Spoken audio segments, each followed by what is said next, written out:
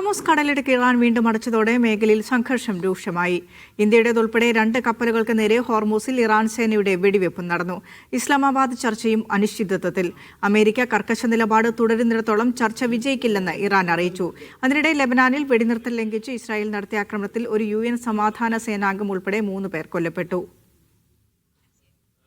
MC Nasar വിശദാംശങ്ങളുമായി ചേരുന്നുണ്ട്. നാസർ, പശ്ചിമേഷ്യയിൽ നിന്നുള്ള ഏറ്റവും അവസാനത്തെ റിപ്പോർട്ടുകൾ ഏതൊക്കെയാണ്?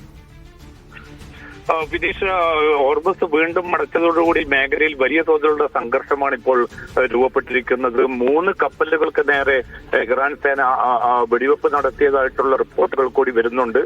അതിൽ ഒരു ഇന്ത്യൻ കപ്പൽ ഉൾപ്പെടുമെന്നാണ് ഏറ്റവും അവസാനം ലഭ്യമാകുന്ന വിവരം.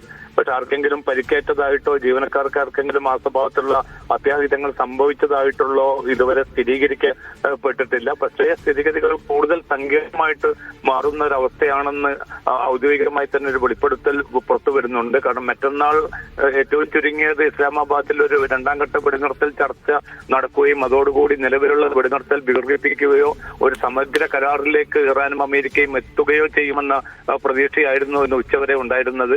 പക്ഷേ നാവിക ഉപരോധം അമേരിക്ക തുടരുകയും തങ്ങളുടേതായിട്ടുള്ള കടുത്ത നിലപാടിൽ അമേരിക്ക മുന്നോട്ട് പോവുകയും ചെയ്യുമ്പോൾ തങ്ങൾക്കിതല്ലാതെ മറ്റു മാർഗമില്ല, ഡിപ്ലോമസിയുടെ മാർഗങ്ങൾ പരമാവധി തങ്ങൾ നോക്കി. പക്ഷേ തങ്ങൾ വഞ്ചിക്കപ്പെടുകയായിരുന്നു. അമേരിക്ക തങ്ങളെ വഞ്ചിക്കുന്ന ഒരു സാഹചര്യമാണ് നിലനിൽക്കുന്നത്. അതുകൊണ്ട് ഇനി ചർച്ചകൾക്ക് പ്രസക്തിയില്ല എന്നൊരു നിലപാടാണ് ഇപ്പോൾ ഇറാൻ സ്വീകരിച്ചിരിക്കുന്നത്.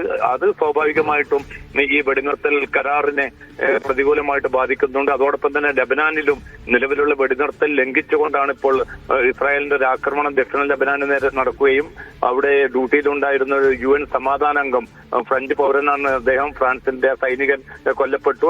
ഇതിന് പുറമെ 2 പേർ കൂടി കൊല്ലപ്പെട്ട റിപ്പോർട്ടുകൾ കൂടിയാണ് ലെബനാനിൽ നിന്നും പുറത്തു വരുന്നത്.